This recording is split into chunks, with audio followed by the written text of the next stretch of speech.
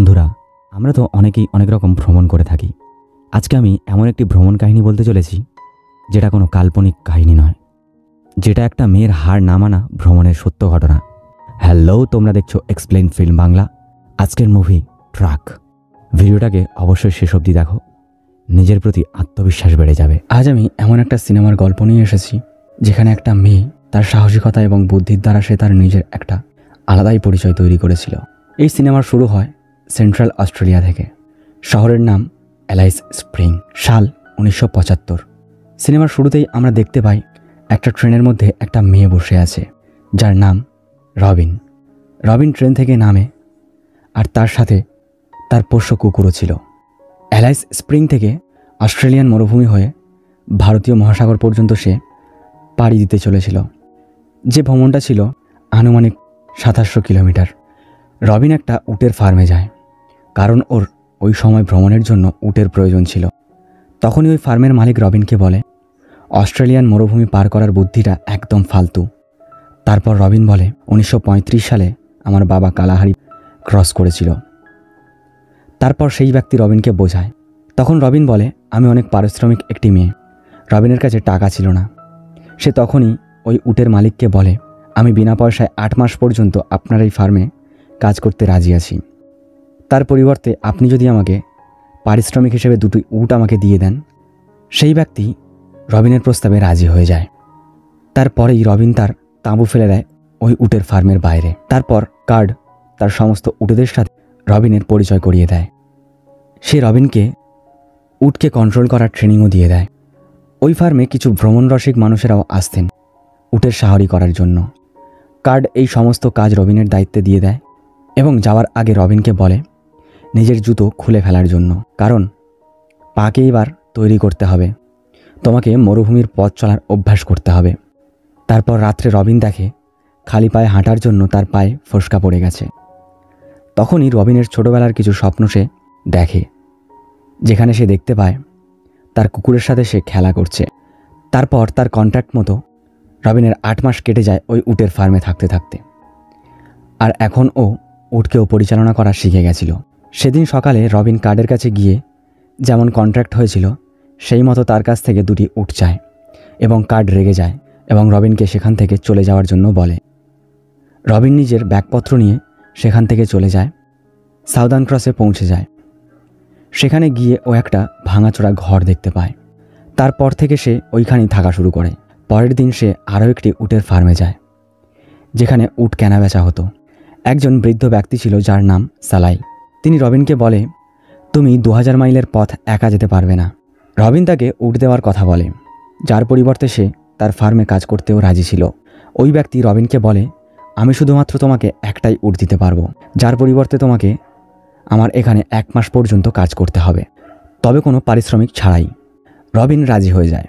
1 মাস কেটে যায় দেখতে দেখতে।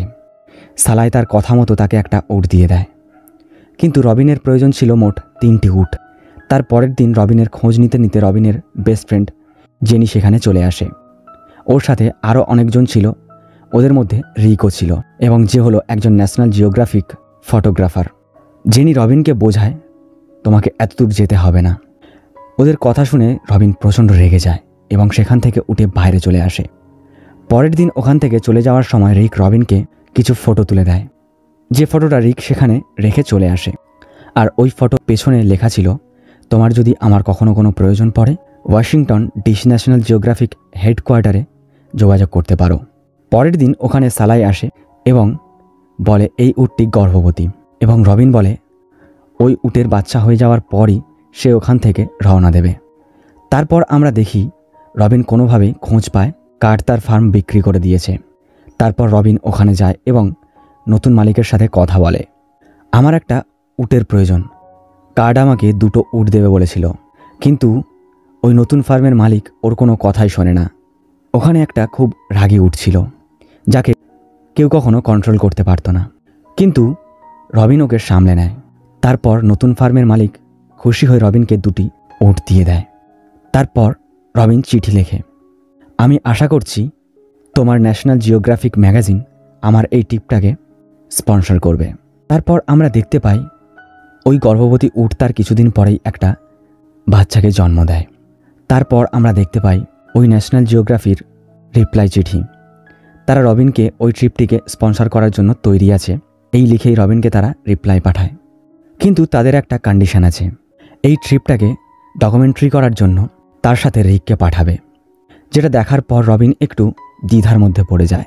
তার পরের দিন রবিনের সাথে দেখা করার জন্য তার বাবা এবং বোন আসে। তারপর রিক ওখানে চলে আসে। রিক ওকে এই ট্রিপের জন্য যে সমস্ত জিনিসপত্রের প্রয়োজন ছিল সেই সব কিছু এনে দেয়। তারপর ওকে সালায় একটা বন্দুক দেয় ওর নিজের আত্মরক্ষার জন্য। যদি কখনো কোনো জঙ্গলি উট তোমার দিকে তেড়ে আসতে দেখো তাহলে কোনো চিন্তাভাবনা না করেই ডিরেক্ট শ্যুট করে দেবে। রবিন তার 4টে উট এবং তার পোষ্য কুকুর নিয়ে বেরিয়ে পড়ে ট্রিপের জন্য। তার কিছুক্ষণ পর রবিনের সাথে রিকের দেখা হয় এবং সে কিছু ফটো ক্লিক করে তার ডকুমেন্টের জন্য। তারপর রিক বলে, আমি পরের মাসে দেখা করব এর পরের স্টপেজে। তারপর সেখান থেকে চলে যায়। রবিনের অস্ট্রেলিয়ান মরুভূমি হয়ে ভারতীয় মহাসাগর পর্যন্ত যেতে হতো। তারপর এই মরুভূমিতে পুরো 29 দিন কেটে যায়। তারপর সে মাউন্ট আলগা ন্যাশনাল পার্কে পৌঁছে যায় এবং সেখানকার গার্ড ওকে ভিতরে যাওয়ার জন্য না করে দেয়। তারপর এই অবস্থায় রবিন বাইরে তার তাঁবু ফেলে। তারপর রিক ওখানে চলে আসে। ও আবার রবিনের ফটো তুলতে শুরু করে নিজের ম্যাগাজিনের জন্য। তারপর ওখান থেকে রিক চলে যায়। পরের দিন যখন রিক ওখানে আসে তখন রেটিলা ঝড় শুরু হয়, যার কারণে রবিন নিজের জিনিসপত্র এক জায়গায় করতে শুরু করে। কিন্তু ওই মুহূর্তে রিক ওর ফটো তুলতে শুরু করে। এইবার রবিন কাঁদতে শুরু করে, কারণ রিক ওকে সাহায্য করার জায়গায় ওর ফটো তুলছিল। রিক বুঝতে পারে ও ভুল করেছে। রবিন অনেক সময় ধরে একা ছিল। তারপর ও রিককে চুম্বন প্রদান করে। তারপর ওখান থেকে পরবর্তী গন্তব্যে যাওয়ার জন্য রওনা দেয় এবং রবিনকে বলে ও ওর সাথে তাসমানিয়া গ্রামে দেখা করবে।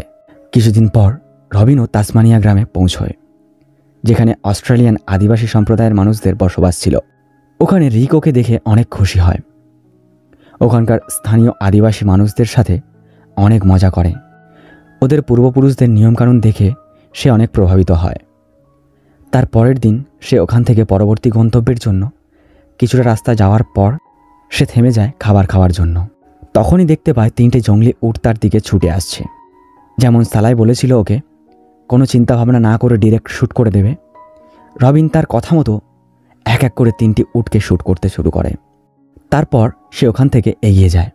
তারপর বেশ কিছুদিন কেটে যায়। বাইরের রৌদ্রের তাপে রবিনের সাদা চামড়া পুরো তামাটে হয়ে যায়। তারপর সামনে বেশ কিছুটা পরে এক জায়গায় সে জল দেখতে পায়। তারপর সে নিজের মুখ ধুয়ে নেয়। তখনই সেখানে কিছু তাসমানিয়ায় বসবাসকারী মানুষদের সাথে তার দেখা হয়। তারা রবিনকে জিজ্ঞেস করে। তখন রবিন বলে যে আমি পশ্চিম এশিয়ার দিকে যাচ্ছি। তখন ওই সমস্ত ব্যক্তিরা বলেন, তোমার এই ভ্রমণটা অনেক লম্বা হতে চলেছে। তখনই ওদের মধ্যে থেকে এক ব্যক্তি ওকে জিজ্ঞেস করে, তুমি কি পিপলার যারা যাচ্ছ? তুমি যে রাস্তায় যাচ্ছ ওই রাস্তাটা অনেকটা লং। এবং ওদের মধ্যে একজন বৃদ্ধকে ওর সাথে পাঠায় যে রবিনকে রাস্তা দেখাবে।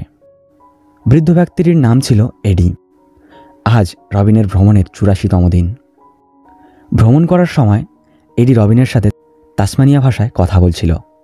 এডি অল্প অল্প ইংলিশ জানত এবং রবিনও কিছু কিছু তাসমানিয়া ভাষা জানত। রবিন পিপলার যারা পৌঁছে যায়। ওখানে ওর পরিচয় হয় গ্লেন্ডারের সাথে। সেও একজন ট্রাভেলার। গ্লেন্ডার বলে এডি এমন একজন ব্যক্তি, ওকে সমাজের মানুষজন অনেক সম্মান করে। রবিন এডির কাছে যায় এবং সে ওর সাথে ওয়ারবার্টন পর্যন্ত যেতে বলে। কিন্তু এডি বলে ওর জুতো ছিঁড়ে গেছে আর ওর ভ্রমণ অনেকটাই লম্বা ছিল, তাই এডি ওর সাথে যেতে পারবে না। রবিন ওকে গ্লেন্ডারের জুতো নিয়ে দিয়ে দেয়। তারপর ওরা পরবর্তী গন্তব্যের লক্ষ্যে বেরিয়ে পড়ে। কিছুটা যাওয়ার পর এডি ওকে কিছুটা গাছের পাতা ছিঁড়ে দেয়। রবিন ওই পাতাগুলি খাওয়া শুরু করে।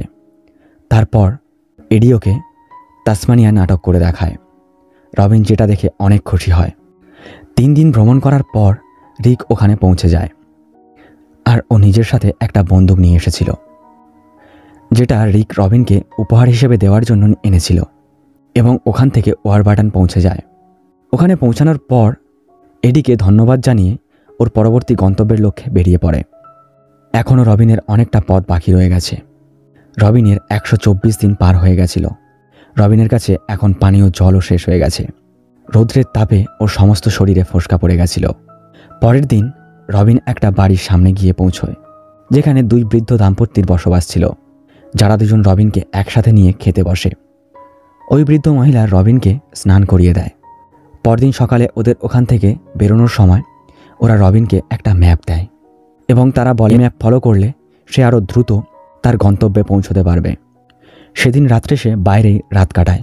তারপর ও দেখে ওর কুকুর ডিগ ওখানে ছিল না। টর্চ নিয়ে ও খুঁজতে থাকে। তখনই দেখে একটা অচেনা শিশি থেকে সে বিষ খেয়ে ফেলেছে, যেটা খাওয়ার পর সেখানে ছটপট করছিল মৃত্যু যন্ত্রণায়। রবিন ওকে এই অবস্থায় দেখতে পারছিল না, তাই সে ওকে শ্যুট করে দেয়। তারপর সে অনেক ভেঙে পড়ে, কারণ ওর কুকুর ডিগ ওর অনেক প্রিয় ছিল। ছোটবেলায় ও একটা কুকুর হারিয়ে ফেলেছিল। এটা নিয়ে ওর সাথে দ্বিতীয়বার হচ্ছে। তারপর রবিন দেখে ওই মরুভূমি 157 দিন পার হয়ে গেছে, আর রবিন শারীরিকভাবে অনেকটাই ভেঙে পড়েছে।